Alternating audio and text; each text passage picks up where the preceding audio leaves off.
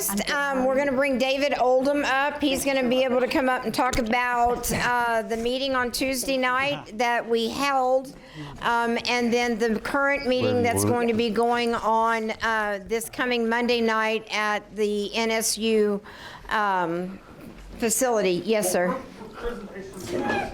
Yes, it'll be available through 912, through Tulsa 912 on our YouTube channel and Facebook. It'll take him a couple of days. Our main concern right now is making sure that David's gets out first. So, David, this is, you guys remember David Oldham does our constitutional minute where he gets up and talks about the Constitution.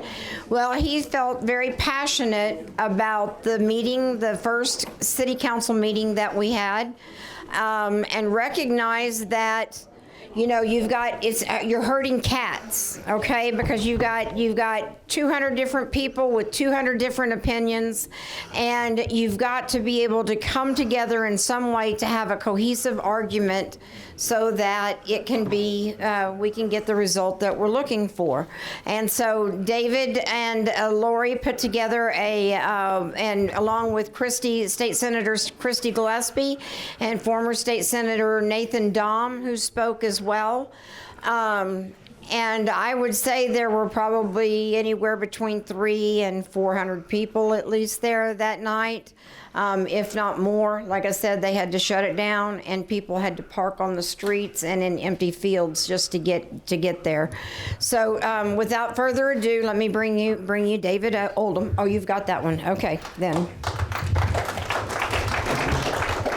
Thank you, guys. Well, we're going to kind of combine constitutional moment and everything because that's what we're talking about. We're talking about the Constitution. It's what got me started in this fight.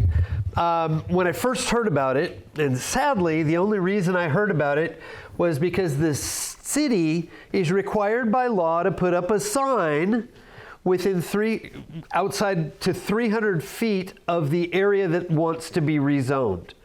It's the only way we found out about it.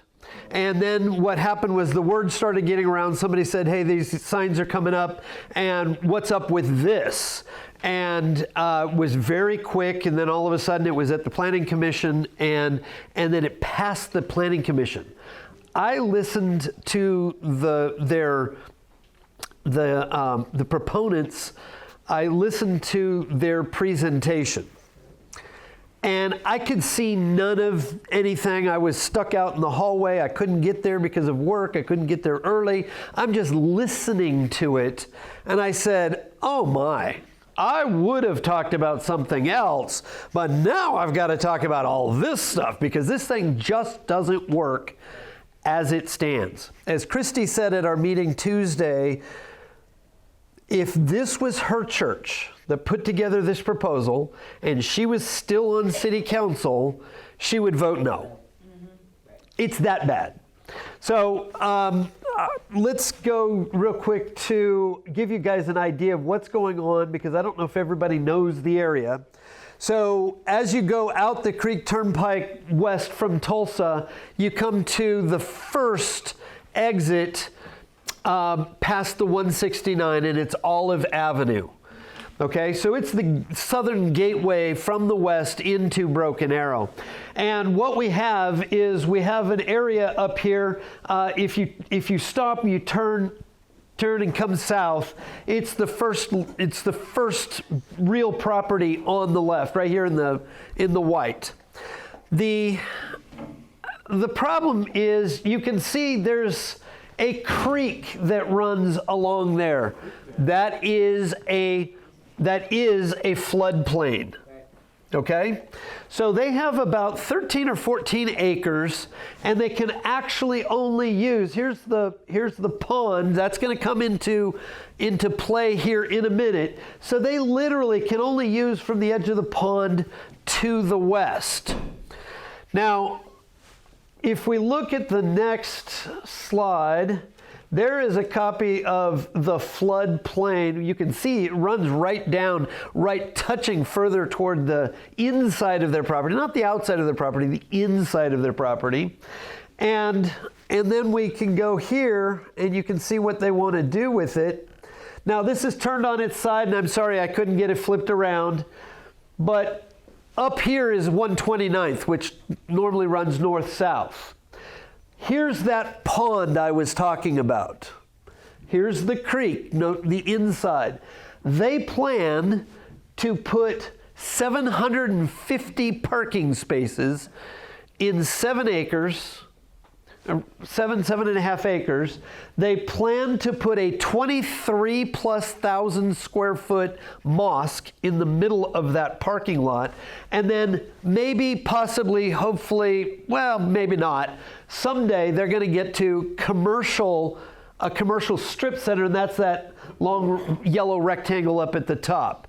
They would put a little tiny strip center up there. And the reason, there are a number of reasons that they may be doing this, but they are trying to get this place rezoned from agriculture to commercial. And then they seek, and apparently in Oklahoma, there isn't a zone for a church, so every church has to seek basically a conditional use permit. So they want to turn it commercial, and then they want to get a permit to then put their mosque on there. Now there's a couple of problems with all of this. First off, you can see that there just isn't much room. If you look, if we go back here and we look at the corner, this is a church with about 125 parking spots in it. They want to put 5 times as many parking places as this church up here in about the same amount of space, okay? And a 23,000 square foot building. So and here you can see this church's little parking lot. So there's some room to do it. There's a couple of other problems with this area. There is no sanitary sewer to this property anywhere. The nearest is about 2/3 of a mile down at 121st Street. So what they propose to do is put in a 50,000 gallon septic tank and be on septic inside the city limits, which to me was the end of all deals, the deal breaker, and I can't even imagine somebody even proposing it. When I was in Boy Scouts, I was taught that you don't use the facilities, as it were, within 100 feet of a creek, and that's if you're by yourself, let alone a 50,000 gallon tank that is going to have a leach field that cannot exist because it's going to be covered in parking lot. And so we have a problem here with, I believe, sanitary sewer. Now, the other thing is we have a road right here which is 2 lanes wide, no shoulder. So we have a problem because they want to put 750 parking spots and use it every Friday for 1 o'clock prayers. 1 o'clock prayers get out about 2 o'clock, so you're going to be dumping 700 cars onto the road at the time children are getting out of school on an already congested road. And it doesn't matter the time of day you go down there, it's pretty congested as it is, but especially at busy times, which the 2 to 3 o'clock hour would be. So we have a major problem with transportation. And again, notice I'm not talking about a religion or anything else, am I? This is just a use issue. And then we have, and I think this is probably part of the reason they want this commercial, is because this entire area, basically from 111th and north of 111th and all the way down to 131st, going all the way back to 1997, was planned for residential use. Then there was an update in 2019, the new comprehensive plan for the city, change that residential use in R1, single family homes, change that to be commercial because the city needs more tax revenue. Well, we have a problem because right up here where we held our meeting is a gathering place, a place of gathering. It's a legal term, and it means you don't get any tax money from a place of gathering. So is this church right here. Now we've got another thing there. So we have people wanting to use property. Yes, they bought it, but they want to use the property. They are a black hole economically for the city, yet they will be a net drain to the city rather than a boon, because they want to put the mosque on there, and there will be no use or no revenue coming to the city for that. And this was going to be actually fairly high density. It's a couple of other problems. What we don't see here is a road, but there is supposed to be a frontage road. It's planned. It's going to cut across the part of their property and may cut into some of their parking. But there was going to be a road that runs between Olive and Aspen, and it's to allow other areas to get out and have more access, and then more access to shopping and the commercial area that was going to develop in that area. There's a lot of development that's going on up above. So as far as the plan goes, basically the city council has spent a lot of time and a lot of years, decades. When this land was bought, there was no plan, no vision in sight of ever having a large house of worship of any denomination in a place like this. In fact, exactly the opposite. And whether it was going to be homes or whether it was going to be commercial, what we don't see is 3 gathering places in such close proximity, and certainly nothing of that size. Note also that you do have, I had one member tell me, oh, it's out in the middle of nowhere, that's just nothing. I'm like, no, you're going to be the first thing everybody sees when they come off the freeway. So people are concerned about that as well, just from a non-tangible thing that really, I don't know how much the city council might be swayed by that argument, but we think it dies on everything we've talked about so far. Basically, these applicants are asking the city council, just toss all your plans in the trash and give us what we want because we've got religious rights. Well, now comes the constitutional moment. Our rights equal their constitutional rights. And this is the point. Everybody will, down south of that and everybody north of that, people going to and fro, will be impacted by their use. Once a large gathering place goes in here, and right now at the Planning Commission, they said, oh, it'll only be used every Friday, 1 o'clock. That's it. Never used other than that. And the thing is, we all know that once these things go in, they get used for all sorts of things. And we definitely know that it's going to be used at Ramadan and everything else. So everybody has a right to be minimally impacted and so forth. Now, more things have come out as we've been learning. This road cannot basically be widened for 10 years. They have just, on Tuesday, we had our meeting. City Council had their meeting at the same time, and they approved the GO bond, the general obligation bond, and this road was not in it. So we are looking at 10 years before any road widening and ability to use, I would argue, any ability to develop anywhere along 129th or Olive Avenue down to 121st Street. Any of that cannot be done until they get the sanitary and stormwater problems addressed. And I'll deal with the stormwater here a little bit more in just a second. And then the road widen, because otherwise all you are doing is compounding existing problems. So that said, down here at 131st Street, well, down at 121st Street, there is a housing project. I think it's called Stone Horse. Phase 1 was allowed to go in on septic. I don't understand this. I do not understand this. It happened before anybody that's on council now, I believe, was on council. You know, a different council did it. And but what has happened is because of the introduction of water in a development.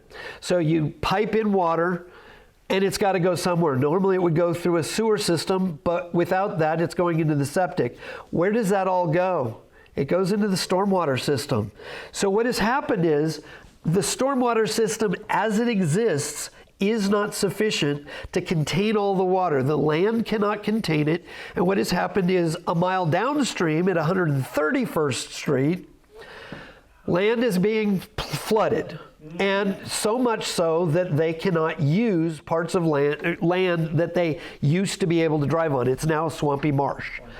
So again, the question would be, why would we ever compound existing known problems? And so this is what we wanted to get out. Now, fighting everybody, if you go, I encourage everybody, it's a lot of fun actually, is go in and read the comments. You can go to facebook.com and then go to Constitutional Grounds, so it's /Constitutional Grounds, and every day I'm putting up a different video. Today I put up some of these arguments. And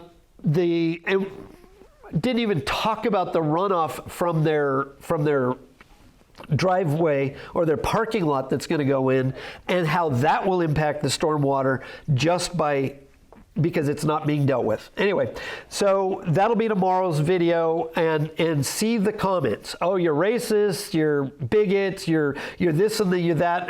You know, just somebody asked the question, what did they say that was racist? What did they say that was bigoted? What did they do? You know, why aren't these good concerns? And then it'll be crickets. It makes everybody go away because they can't answer simple questions. They just want to call names. But that's basically what's going in. Again, it wouldn't matter. If they get the commercial, I will be fighting every permit that comes up from there, because we don't want them to build as long as they are impacting everybody like they would. No matter what the facility goes in there, it's not going to work. Right now, it's agriculture. Right now, the land does absorb some of the water. The rain that we just got today, the land would absorb it. Now, if there was a 750 car parking lot there and a building, that's all just going to wash off into the creek. Hello. It's common sense. I just don't understand it. They've got to get things fixed. Once they get things fixed, then maybe we can start talking about it. But quite frankly, the city has other ideas. We hope that the city councilors agree with us. I know that those I have spoken to do, but I'm working on getting to the others before the meeting so we can actually have this one before we walk in. But our meeting the other day was to get everybody together, find out, make sure we had people that were wanting to talk about all the different aspects, and that all of the different facets of each problem got addressed, because at these meetings you get all of 3 minutes to make all of your arguments. And so we have to be able to each individually do just our part, and then try to build a picture. The applicants get 10 to 15 minutes to present, and then they get, their people all can come up and give 3 minutes, and then they get rebuttal time at the end. So we're really hampered. It's really hard sometimes to get the information out. So if this is of interest to you, there are green forms on the back table. They are opposition forms. Anybody can fill them out.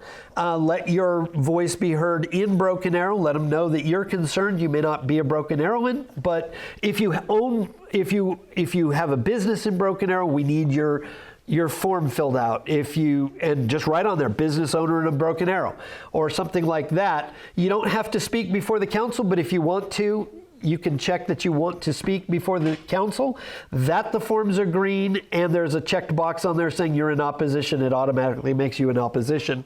And then I am delivering those tomorrow. We've got about 300 of them we collected at the meeting the other night. And so it's going to be an exciting day come Monday. So this coming Monday, the 12th, they have 850 seats at NSU Broken Arrow. I expect it to be standing room only.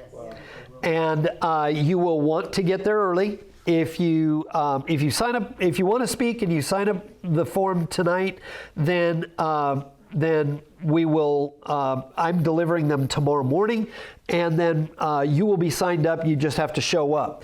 If you want a seat, you better get there early. There's about 250 seats in the main room where the council will sit. There's 70 seats in another room, and then upstairs there's about 500. And so you'll be watching on live screen, or big screen. You could be upstairs. They will tell who's on deck to speak next, and you can come down and speak. But if you want to be in the main room, you better be there early. It's the only way to get a seat. And so, are there any questions? Yeah. Rhonda's going to have to get to you. Start right here. How deep is the water table? Oh, it's just a creek. I mean, you mean? I do not know. You need to find out, because a lot of places in Tulsa, we have 10-foot water table. That makes Okay. a big difference on your drainage and your septics and your lateral. That's a big deal. Okay, thank you. That's something I did not know. Oh, Ron will get you. well, it was about the picture that was up there. Yes. And it's kind of went away.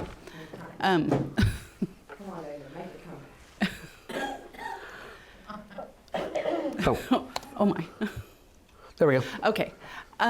So on your picture, you were like talking about the widening of that road. Well, won't that take like 10 feet into their property when they go to widen that road? Oh, yeah. And then, well, yes. Well, And it's then- going to need to go and to then 5 lanes the access probably. road on the side too.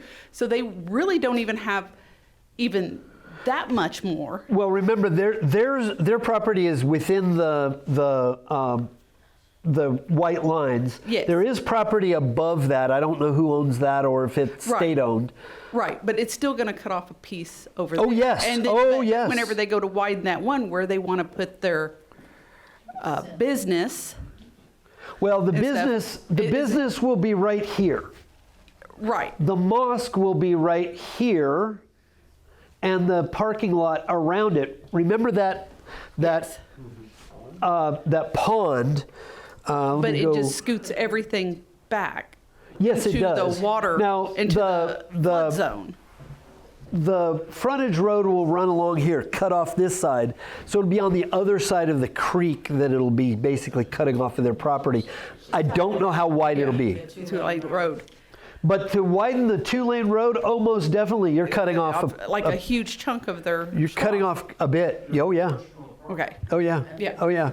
I don't think They will get, I don't think they took that into consideration. I have no idea.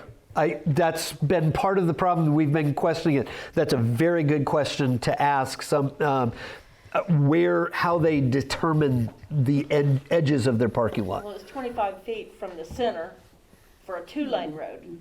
So you're talking about a lot more, 50 to 70 feet. Right. It's a good point. Good point. Thank you. Yes. Everything that was just said is I agree with very, very much. And I was going to ask, what sort of businesses are around? I think you had in the picture, in the previous picture, what sort of businesses, like, are there restaurants that, or what? Okay, so what is if you look at the top left, what is that? What is that? So right here is an event center. Okay. It was meant to be a steakhouse or something like that. Okay. It's turned into an event place. Up here, just north of here, is 111th Street. Okay. It's about a little less than a quarter of a mile north. Okay. Is 111th Street, and there's is that TCC or Tulsa Tech. Oh, that's where That's where Tulsa Tech is up on the northwest corner. And all of this area north of the creek is what they call the Innovation District, and they are developing it like crazy. Now, they have sewers up there. And they have other things. I still question whether or not they're building too fast, because I don't know that the road is going to be widened north either. So I think we need to slow the city down a little bit. And this is across the board, because people complain now.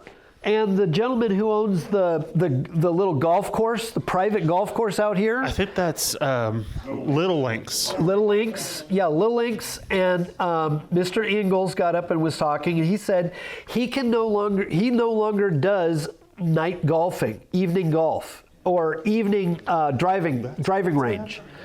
And the reason is it takes so long to get home for the people that would be his customers because of the traffic on Olive.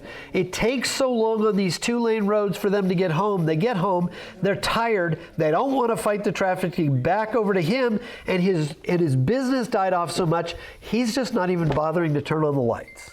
And lastly, my question was, will this meeting be live streamed? Yes. Okay. Barring any problems, the Planning Commission started out not being live streamed because they had a problem with their streaming. But it should be live streamed. It always is. It will definitely be kept for archival purposes, and you can watch it at any time. And I would recommend, if you are interested in this issue, go watch the presentation. It was a nearly 5-hour meeting. And we had 3.5 hours of testimony, and this will be even longer. Yes. Yes. What has been the interaction with the Planning Commission? Because didn't they have to look at this and take into consideration all the things that are being brought up already? Yes. Why have they not brought anything out on that? Why didn't the Planning Commission? Right. They approved it. I understand, but why? Oh yeah, the Planning Commission approved it. What's that? Why?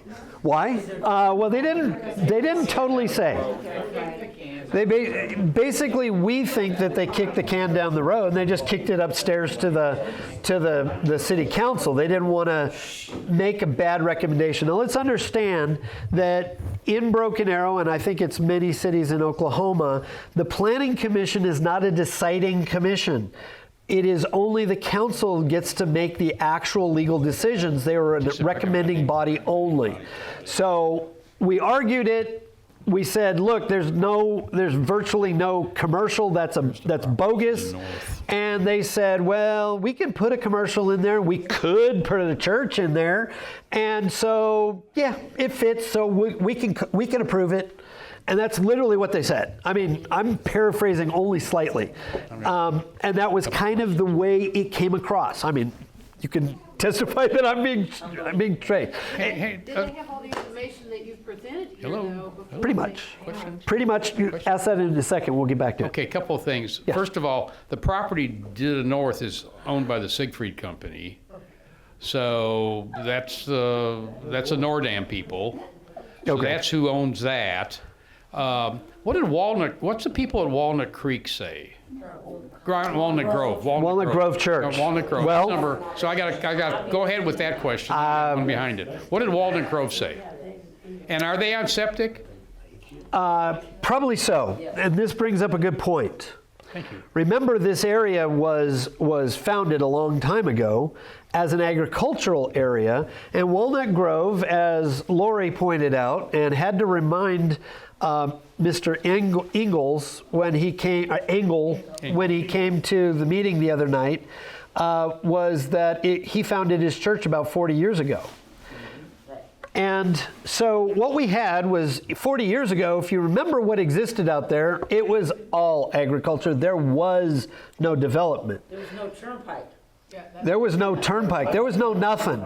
So what was good 40 years ago, and for a smaller place, further away from the creek and with room for anything, would be acceptable. Those days are gone. This is today. We have to do what's right for today. Yes, they are on septic. Sewer is down at 121st Street. I don't even know if it's on the north side. I think it is on the north side, but it's down at 121st Street, 2/3 of a mile down, and it hasn't been moved up, and it will take time to get it moved up. And we're looking at 10 years probably minimum on that. So we're premature at the earliest for real development. There's no need to change the zoning, because as soon as you change zoning, now all of a sudden somebody's going to actually want to develop it, and then we have problems. And that's why we want this to stop now. One final. Has anybody talked to DEQ about this? I have not. I do not know. I've Because mentioned it's some not other. the city of Broken Arrow oversees the septic, it's the DEQ oversees the septic. Correct. The city has nothing to, Oh, and if you got 1 acre or more, you have every right to a septic in Oklahoma, as long as it perks and as long as it's not in a floodplain. So there's some regulations about Right. that. So I'm just wondering how they were going to do a septic. Well, the Planning Commission, they never said. What we got from the applicants was that. That's it. We got pie in the sky. We don't have any idea of how they're going to get it done. Just we're going to get it done. We're going to put a 50,000 gallon septic in there, and no. I mean, and a big parking lot, and maybe someday, maybe probably not. No, he said it may never even happen. They would have the phase 2, which would be the shopping portion. But the only thing they want is that mosque. And they don't care about anything else. And in reality, what we care about was the shopping. We didn't care about everything else, and they have everything backwards to what the city wants. And so, anyway, but we have nothing. And the Planning Commission, what they did was they said, that's for later. That's for them to figure out later after we've decided that we're going to go ahead and zone it for them. And that's the way the Planning Commission went on it. What time again did it start? The which? The meeting on. The meeting on Monday. The meeting on Monday will be 6 p.m. If you wish to speak, your forms, anybody who wishes to speak, their forms must be in the hand of the city clerk prior to 5:50 p.m. So 10 minutes before the meeting, if you want to speak. You can get the forms here tonight, and we'll get them in for you in the morning. But you can turn them in early if you want. Again, parking, you want to get there early. It will be at NSU Broken Arrow, just off the turnpike, and it will be at the Administrative Services Building. So I'd like to say something real quick about the forms. If you'll notice, it just asks for your name, your city, and your state. They're not looking for any other information from you, not your email address, not your phone number, or Don't dox anything. yourself. So we want everybody to feel secure in knowing that if you fill out a form, that it's not, nobody's coming after you. So do we put Tulsa if we're not in Broken Yes. Arrow? yes, Okay. yes. I would caution one thing, because I used to be a college student myself. Next week, I was told, is when the college students go back to the school to start their classes. So I would definitely caution yourselves at the meeting if you run into any kids in traffic. Oh, it'll be in the evening. Yeah, it'll be in Yeah. the evening. Yeah. I would, yeah. Sure. Yeah, I will be there at 4:30. If anybody wants to volunteer, we will have clipboards and forms we need to get into hands of people who are coming up, have not been able to fill out forms. And so we'll be trying to assist them and then let them take their form with them so they can get it to the clerk. Yes. Okay, hang on. And then after that, I want you to address the fact of the Attorney General and what yes, his sure. involvement is. Sure. Put that form on your Constitution page. I've got it. It's up there. If I'm not mistaken, the Muslims have owned that property for, what, 15, 20 years? Since 2014, so 10 years, 11 Okay, years. Okay. I'm just curious, it's a rhetorical question. Why now? Why are they building it? Why now? Don't know. The only thing they said at the Planning Commission meeting was they have finally put together some seed money enough to get everything started. Wonder where the seed money's coming from. Well, that's the implication at the meeting was that it was donations from the congregation. Don't know. Of course, we all know we don't know where it's actually coming from and so forth. The thing is that these are what was said, and there's nothing else we can go off of. So I can't give you any more money or any more information. But what they did say is they build it as they get the money, and some things may never actually happen. So the parking lot may never actually happen, or it might, or whatever. I just don't know.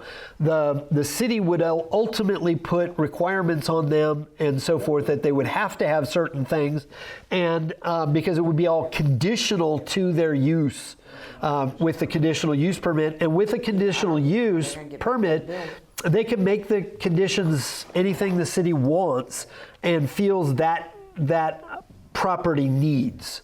So it could be anything, and it sounded like it could take them a decade to actually build out. Kind of, sort of sounded like that to me as I was listening to the guy talk. I was like, okay, I don't know why we're doing this either. Is there any histories of the mosques that are here in town? There's about 2 or 3 already here. No, there's one. There's one mosque. There's one mosque, and it is that group that is moving, that is expanding. So this mosque is behind the Sam's Club on Sheridan Road. And so just south of 41st, if you drive back into the neighborhood, there's an old church. And a lot of years ago, decades ago, 40, 50 years ago, that school was turned into a Catholic school and monastery or something like that. The Catholics then sold it to the Muslim group, and they have been there for 30 or 40 years. Now, it's a different proposition back there. It's back in a neighborhood. It's basically bounded on at least one side by commercial, the backside of commercial that runs along Skelly Drive and everything between basically the what's the road down there west of 41st when you come off as you're driving down the anyway, if you drive from the Best Buy on the frontage road on Skelly and you hang a right on one of those side streets, it'll take you right to their place. Okay, hang on. No, So I've been down there. address the Attorney General getting involved, and then her question. Yes. Okay. So the Attorney General came out today with a statement saying that he was going to be looking at this and the legalities of it.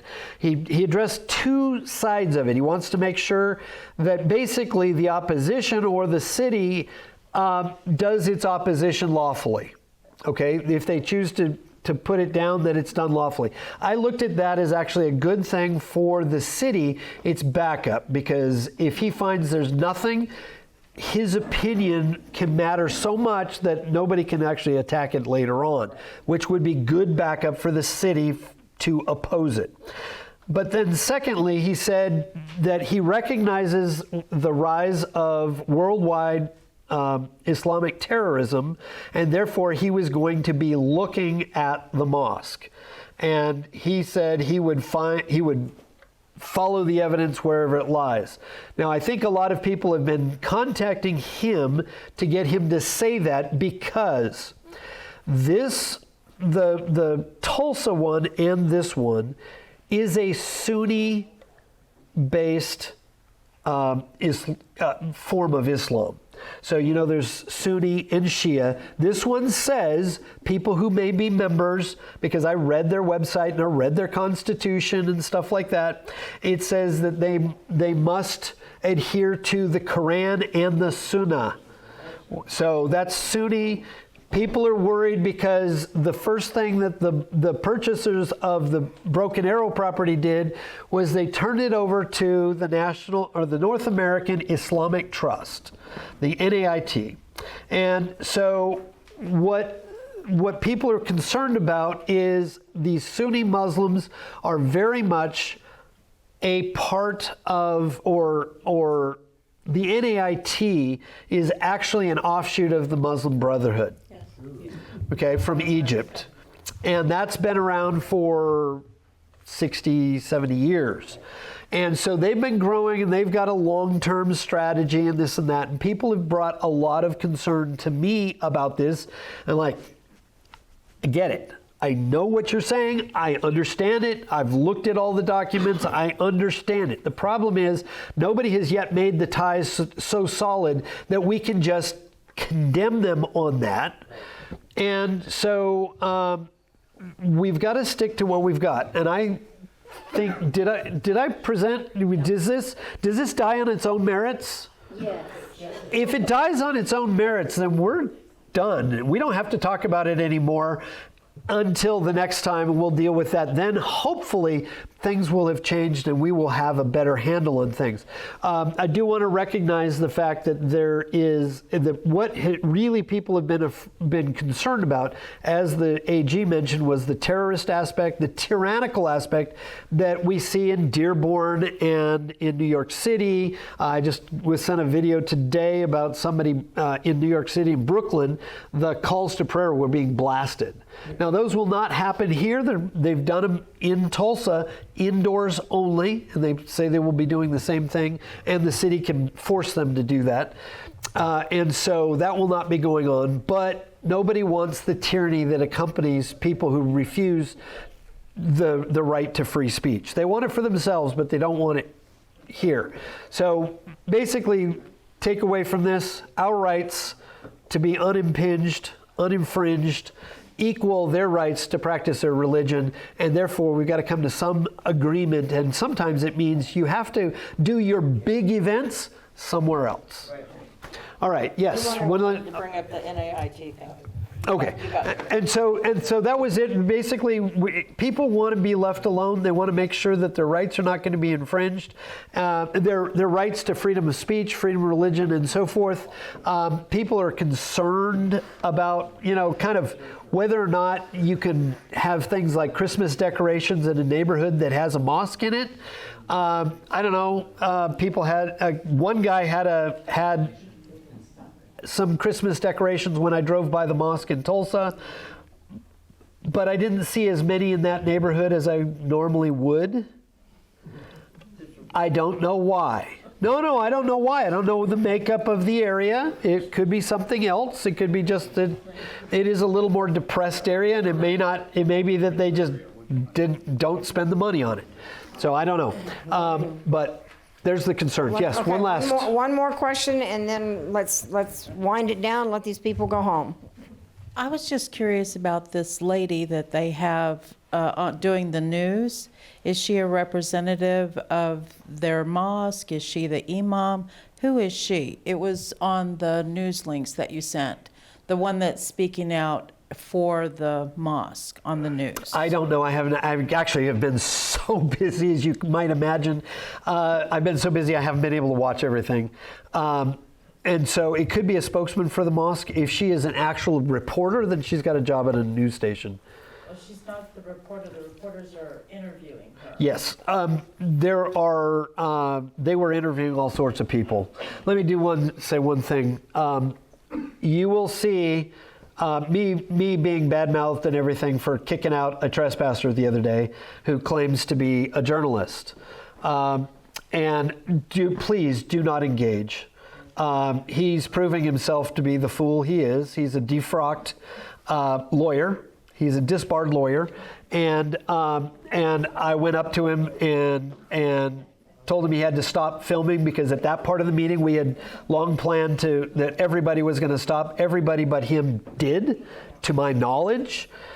him and his team, and so he was removed by the police, and he tried to make hay out of that. The beauty is when you're clean, they can't really get anything on you. And I spent all day yesterday fielding National Enquirer, old 1970s National Enquirer kind of questions and discussions that they are trying to turn into things. And even then, I don't think they have much. But do not engage with him. Just ignore him, and he will go away. So anyway, I too was abducted by aliens, and I refuse to use his name because. What you got, Donna? It's all good. Cheryl Siddiqui part of it still? Yeah, that's probably what it is. Cheryl Siddiqui, and so yes, she does represent the National Islamic Center, I believe. Elena, did you have something? Nope. All right. Oh, his name? I will tell you privately. Yeah, and listen, guys, it's just the same. It's a town fool, or what do you call them? Village idiot? I don't know. Yeah. It's people that are looking for clicks. It's all clickbait. And so, if I use his name, the AI will find it. Well, no, it will make him money because he will then be able to find this, and then he will be able to look at everybody talking about me, blah, blah, blah. And it actually increases his volume of It's just the male version of someone else that we know. So I'll just... There could be. I don't have them. So, Nobody's hey, come up to me yet. I'm gonna wrap it up. If y'all have any other questions, Thank you, guys. David's here.